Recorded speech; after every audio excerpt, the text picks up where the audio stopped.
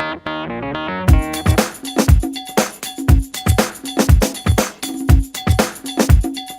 guys, it's that time again. Time for a second ferment on my kombucha, and I'm super excited to show you all of the different flavors I have in store for today.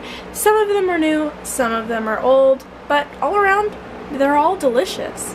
Before you get started with your second fermentation, what you want to do is get a cup of hot water, and I use 2 family-sized tea bags of black tea for 1 gallon. So I'm just gonna let that steep for about 10 minutes while I'm bottling my second fermentation of kombucha. I have everything spread out for the purpose of this video. If you looked earlier, you would have noticed I had some sugar in a bowl over here. I have a 4-cup glass measuring cup. I have a 2-cup behind it. I have another 1/2 cup for the liquid that goes into the second fermentation of our kombucha. I just stick to these 2. The small one is for the sugar, the big one is for the liquid.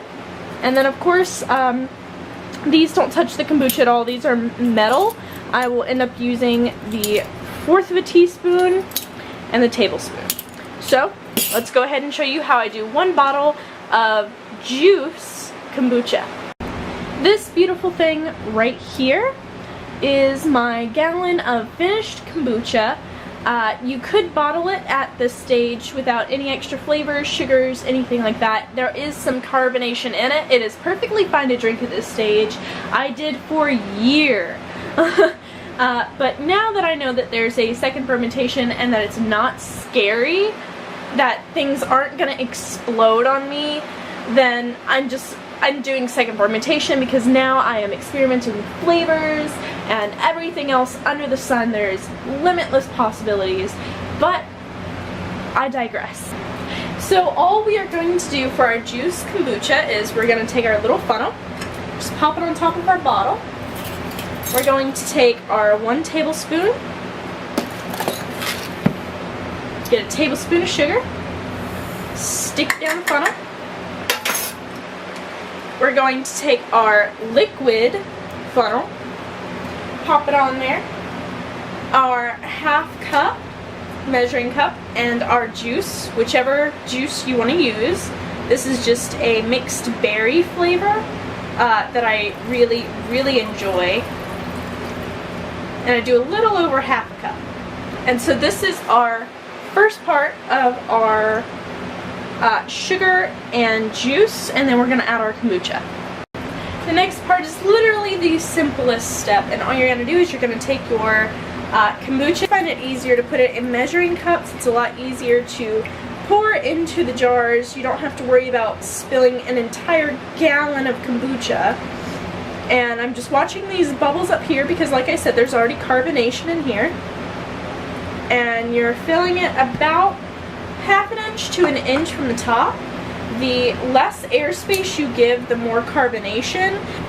Now for the second easiest thing you can do with kombucha, you're going to once again take your tablespoon, you're going to get into your sugar, pop it in there. For the spices, I like to add just a little bit more, so I add 1.5 teaspoons. And then you get any spice of your choice. This is allspice. It's supposed to be kind of an imitation of pumpkin pie spice. And you're going to use your 1/4 teaspoon.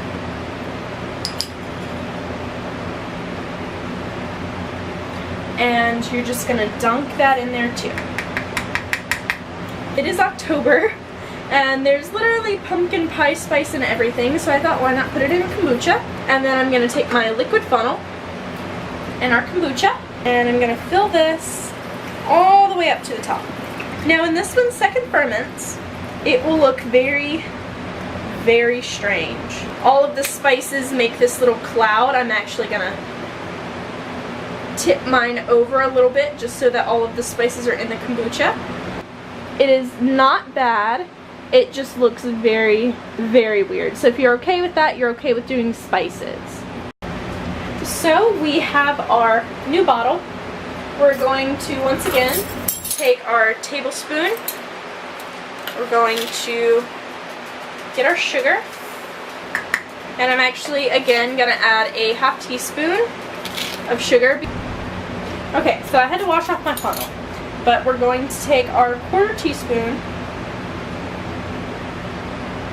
and we're going to dump that in there. And it's in our liquid funnel, so any of it that just got on the side of the funnel is going to be washed into the bottle. So we're just going to pour that in now. And wow, it smells so much like cherry. It smells so good. And so now, well, we can fit a little bit more in there. You can leave it at this point, it's just, I don't like to. I like to take it up to the little rim as far as I can, which was my problem with why I had spices on on my funnel. But this is going to be our cherry. You can see all the sugar at the bottom. That will not stay there, I promise. The kombucha itself feeds off of that, which creates this wonderful little fizz up here.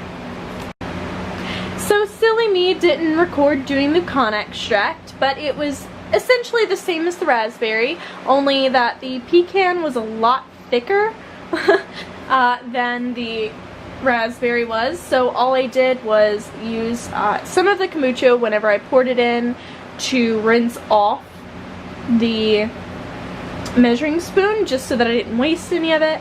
And this one fizzed up a lot more than the raspberry one did, so I'm not really sure what the difference is in that, but I guess we'll find out at the tasting, huh?